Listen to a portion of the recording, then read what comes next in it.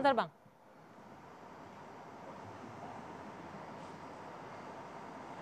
Selamat malam, Mirsa. Mantan Sekretaris Umum FPI Munarman pada Selasa lalu ditangkap oleh Densus 88. Munarman diduga terkait dengan kegiatan baiat negara Islam Irak dan Suriah atau ISIS di 3 tempat di Medan, Jakarta, dan Makassar. Tidak hanya itu, pihak kepolisian juga mengumpulkan barang bukti, sejumlah barang bukti diantaranya cairan atau bahan kimia yang diduga sebagai bahan peledak serta buku jihad. Lalu sejauh mana keterlibatan Munarman terhadap aksi teror ini dan juga bagaimana tanggapan soal penangkapan Munarman yang diklaim oleh kuasa hukumnya melanggar atau tidak sesuai dengan prosedur. Saksikan selengkapnya di Dua Sisi bersama saya malam ini, Dwi Anggia. Ya, untuk membahasnya malam hari ini sudah hadir sejumlah narasumber di studio bersama saya. Saya perkenalkan satu persatu. Ada Bung Aziz Yanuar, kuasa hukum Munarman. Selamat malam. Selamat malam. Ya, ada Bung Fadli Zon, politisi Gerindra. Selamat malam, Bung Fadli. Selamat malam. Dan politisi PD Perjuangan, Bung Kapitra Ampera. Selamat malam. Selamat malam. Assalamualaikum warahmatullahi wabarakatuh. Waalaikumsalam warahmatullahi wabarakatuh. Ada Bung Edi Hasibuan, Direktur Lembaga Kajian Strategis Kepolisian Indonesia, LEMKAPI. Selamat malam, Bung Edi. Selamat malam. Oke. Tadi kita sudah dengarkan bersama. Sebelumnya kami juga mengundang pihak kepolisian untuk bisa bergabung bersama kita diskusi malam hari ini. Namun sungguh disayangkan tidak ada yang bersedia atau belum bersedia bergabung bersama kita malam hari ini untuk diskusi. Padahal kita sangat butuh untuk menerima informasi sejelas-jelasnya ya.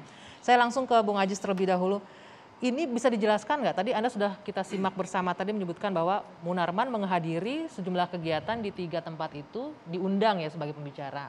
Jadi kalau kita dengar pihak kepolisian menyebutkan ada keterlibatan dalam rangkaian aksi baiat terhadap ISIS di 3 tempat itu. Benar demikian?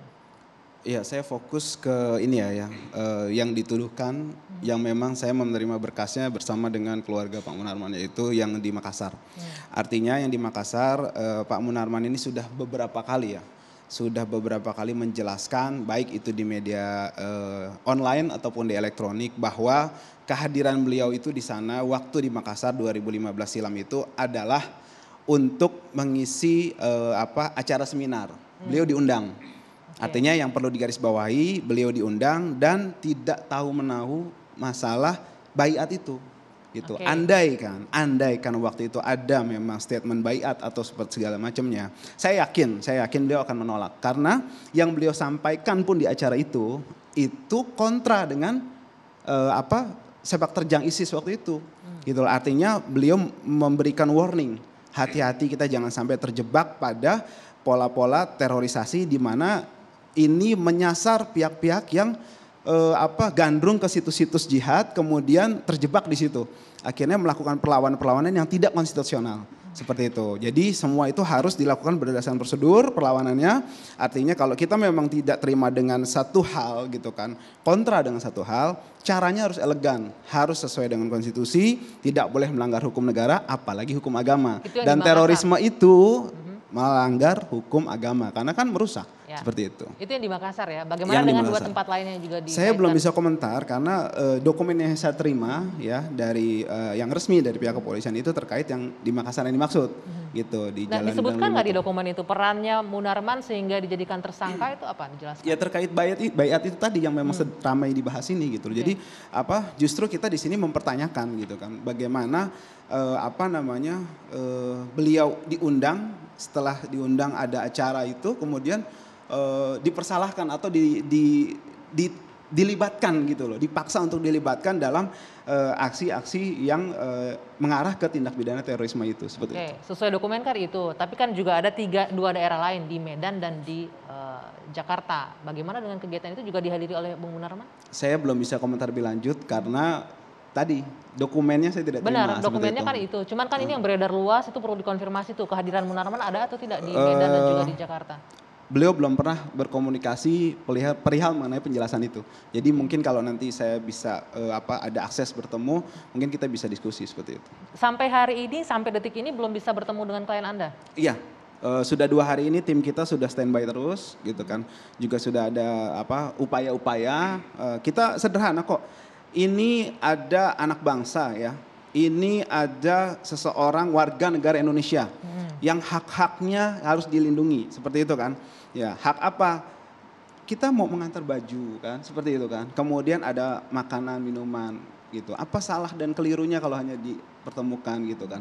Jangan lupa juga dalam penegakan hukum ini ada hak-hak ya yang harus dilindungi gitu loh. Kadang kita saya perhatikan beberapa kesempatan apalagi yang memang berseberangan dengan penguasa, itu biasanya hak-hak ini luput gitu. Makanya saya di sini kembali memohon ya kepada pihak-pihak terkait untuk tidak mengabaikan, bagaimanapun juga ini adalah saudara kita juga gitu. Oke. Satu bangsa kita ini. Jangan seperti itu. Ini sebenarnya sangat pas dikonfirmasi ke pihak kepolisian, tapi sayang sekali lagi kita harus disclaimer mereka tidak bisa bergabung malam hari ini. Bagaimana? Nah, cuman ada ini dari Direktur Lemkapi, Lembaga Kajian Strategis Kepolisian. Mungkin Bung Edi bisa menjelaskan. Tadi disinggung bahwa harusnya ada hak-hak dasar yang dipenuhi dong, seperti ingin mengantarkan pakaian, makanan, tapi sampai sekarang Bung Ajis tidak bisa bertemu dengan kliennya. Ya, terima kasih. Tentunya memang kita harus lihat bahwasanya ini adalah kasus terorisme ya. Itu sangat berbeda sekali dengan tindak pidana umum lainnya ya. Kalau kita bayangkan biasanya masih sesuai dengan standar operasi kepolisian, itu kalau misalnya namanya yang dicurigai melakukan aksi terorisme, jaringan terorisme, maka ada standar yang harus dipenuhi oleh kepolisian. Termasuk misalnya, tidak boleh bertemu ya, dengan karena memang semua ditutup Oke. akses untuk itu ya. Sambil menunggu polisi melakukan pemeriksaan, menunggu penyidikan. Nanti pada waktunya akan diberikan kesempatan. Itu yang kami lihat dari segi operasional ya.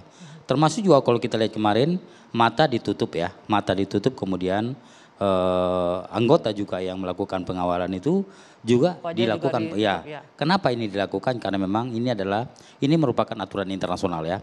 Dan seluruh dunia juga melakukan hal seperti ini.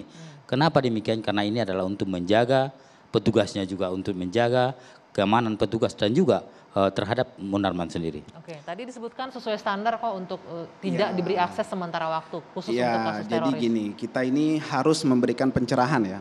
Karena kita ini bicara standar itu apa? Standar kita internasional ya, atau undang-undang. Mereka ini kan bertindak atas nama undang-undang. Kita ini harus ya menempatkan sesuatu itu pada porsinya. Artinya undang-undang jelas mengatakan, Undang-Undang 5 2018 kan, di pasal 25, 28 ada penahanan, penangkapan. Ayat 3-nya itu jelas gitu loh. Ya, harus menjunjung tinggi hak asasi manusia, prinsip-prinsip hak asasi manusia. Ada 6 sampai 10 prinsip. Ada ya. treatment khusus katanya untuk kasus teroris. Tapi kan hak asasi manusia. Kalau mau undang-undangnya dirubah, baru kita bicara gitu loh. Jadi jangan kita itu bertindak di atas undang-undang. Sekali lagi ya, Pak Munarman advokat ya, penasihat hukum gitu. Kita ini semua polisi juga kan bertindak atas nama hukum. Oke. Ya kan, melakukan apa katanya penertiban, kemudian perlindungan, kemudian penindakan segala macam, semua itu atas nama undang-undang. Bukan karena mereka punya senjata, bukan karena mereka punya kekuatan, bukan karena mereka punya kekuasaan, tapi karena undang-undang. Oke, tidak sesuai dengan undang-undang. Nanti ditanggapi Bung Edi dengan Bung Kapitra usai jeda. Saat lagi dua sisi kami lanjutkan.